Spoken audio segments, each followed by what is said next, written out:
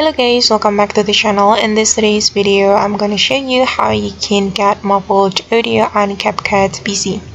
So guys, here I have already created a project on my Capcut PC, and as you can see that I have imported my video and my audio as well to this Capcut project. And the first thing you're going to do if you want to get muffled audio is clicking on the audio like this until this option appear on your screen.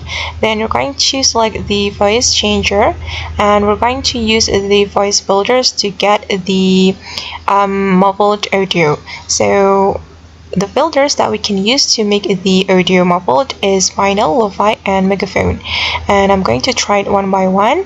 So I'm going to tap on the final first. This is for the final effect or final filters, and for the lo-fi,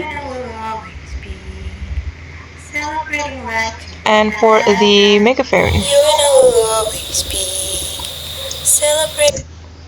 Okay, and I think the lo-fi is better, so I'm going to select lo-fi.